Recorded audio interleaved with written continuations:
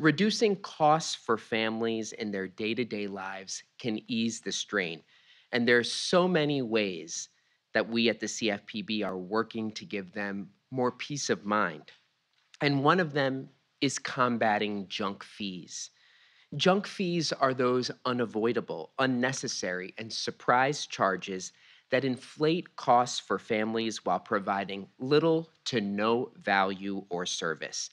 And these fees have been creeping across the economy for years and years, adding to our monthly bills with no real explanation. And they're impossible for families to budget for.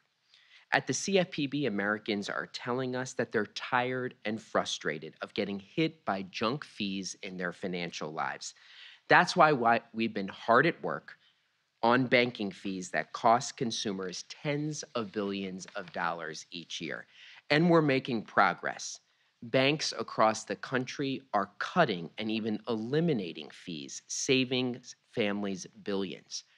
This morning, the CFPB announced more actions to combat illegal and unexpected junk fees, one on surprise overdraft fees and another on surprise depositor fees. We're putting companies on notice about their obligations under law. We're taking enforcement actions, like one against a large bank for charging illegal overdraft fees, and customers will see hundreds of millions of dollars in refunds. We also sued a payments company for cramming $300 million in extra fees on families who were just trying to sign up their kids for YMCA camps or were just registering for a charity walkathon in their community.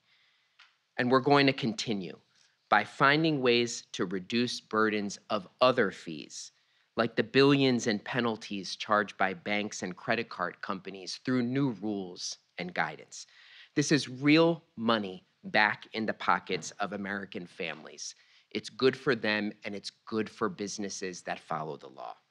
I'd now like to turn it over to the president to talk more about these all of government efforts to tackle junk fees. Well, good morning. Today, my administration is announcing new actions to lower the cost of everyday living for American families, to put more money in the pockets of middle income and working class Americans, to hold big corporations accountable. And these steps will immediately start saving Americans collectively billions of dollars in unfair fees. And I'm here with the Director of the Consumer Financial Protection Bureau, Mr. Chopra, as well as the Chair of the Federal Trade Commission, Lina Khan.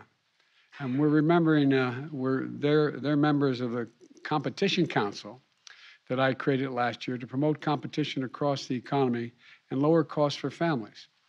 One of the key things I've asked the Council to take on was the unfair hidden fees known as junk fees that are taking real money out of your pockets, real money out of the pockets of American families. Things like, as was mentioned, surprise banking overdraft fees, excessive credit card late fees, hidden hotel booking fees, or those huge termination charges to stop you from switching cable and internet plans to a better deal. Surprise charges that companies sneak into bills because they can. In fact, there's an entire industry that's popping up in America to help companies use complicated algorithms to hide fees that hurt consumers and help them. These things add up. Remember, we talked in the beginning of the administration about the study done, I think it was at Penn, that if an average family got a $400 in charges or bills in a month that they couldn't pay, they'd have to sell something and or have to borrow the money. Well, this adds up to more than $400 for a lot of families. The way I think about it is the way, you heard me say it before, my dad used to talk about it, and so many other people talk about it around their kitchen tables. How much your monthly bills, how much do you have to pay for necessities? And is there enough left over just to have a little breathing room? We're making progress in bringing down the cost of families.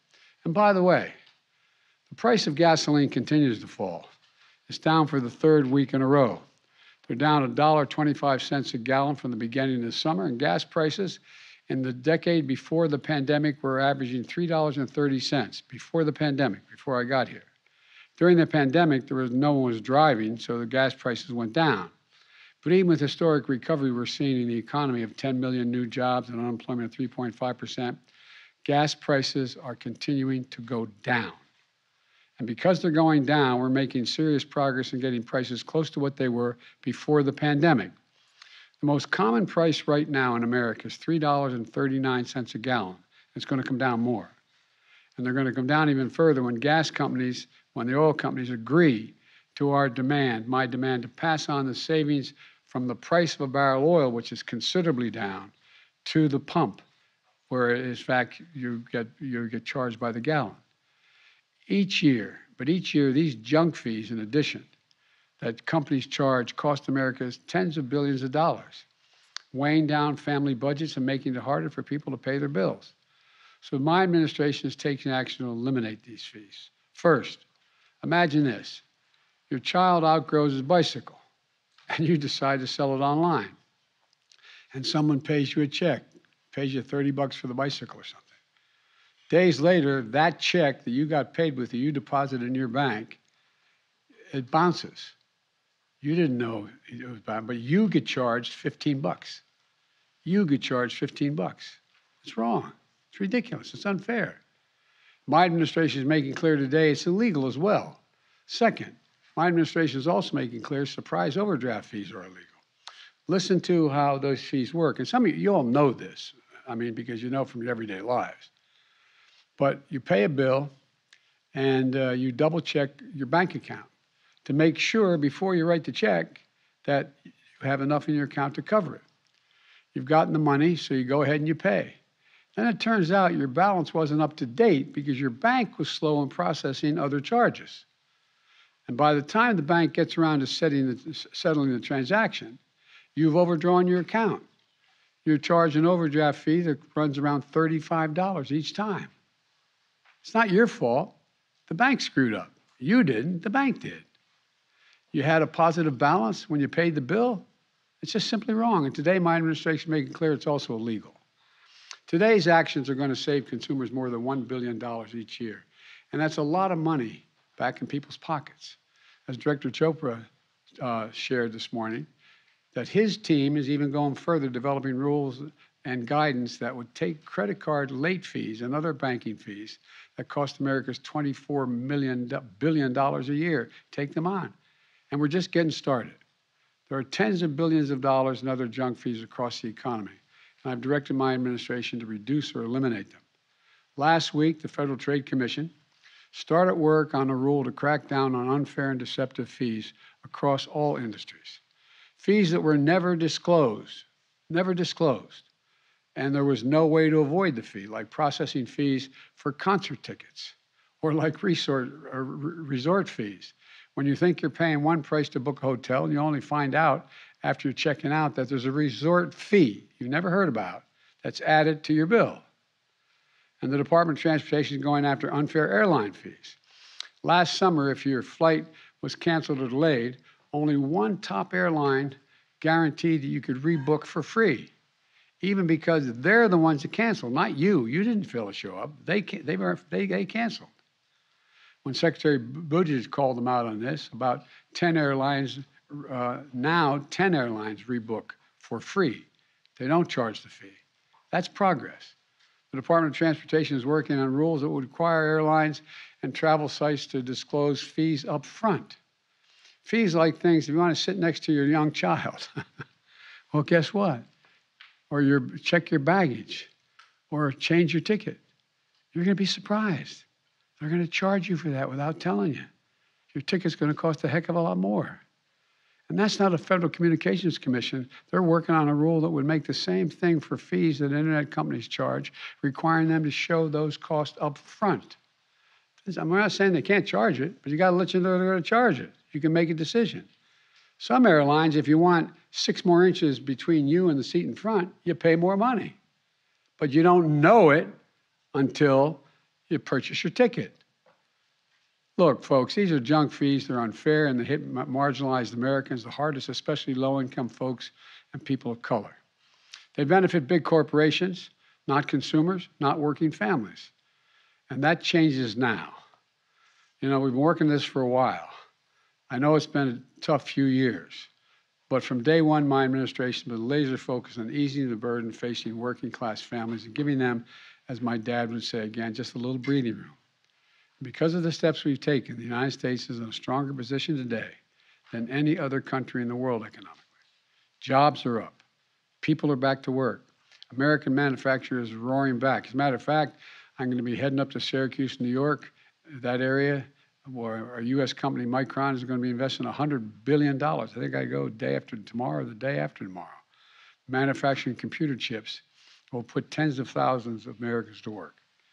Working hard to tame inflation with policies that bring down the cost of gasoline, home energy bills, and prescription drugs. In the meantime, we've been delivering concrete savings for working families and seniors.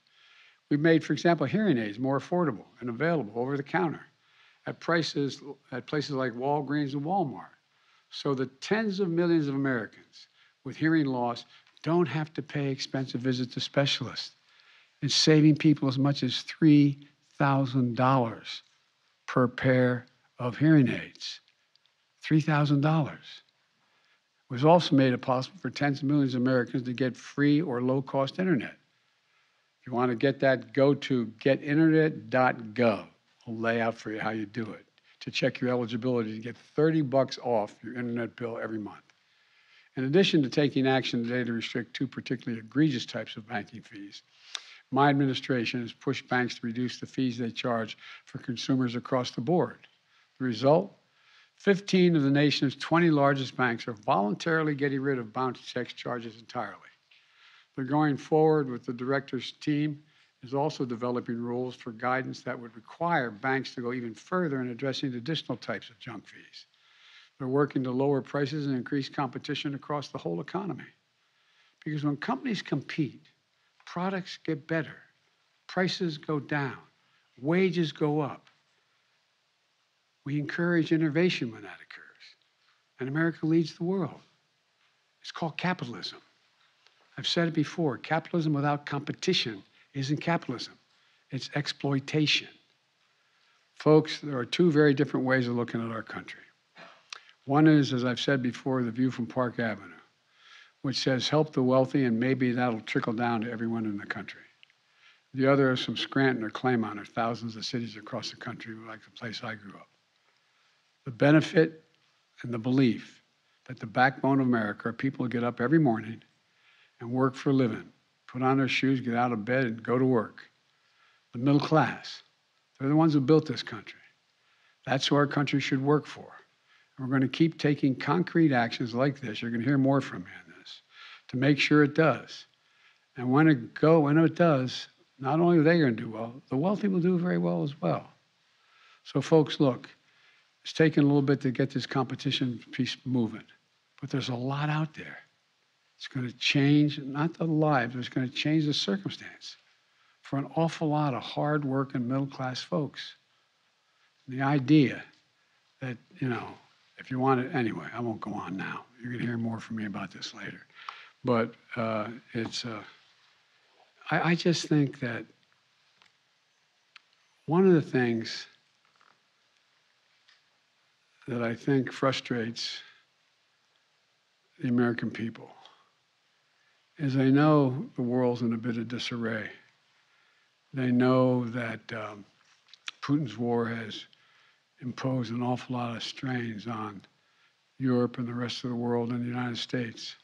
Everything from him blocking grain shipments to oil. And they want to know, what are we doing?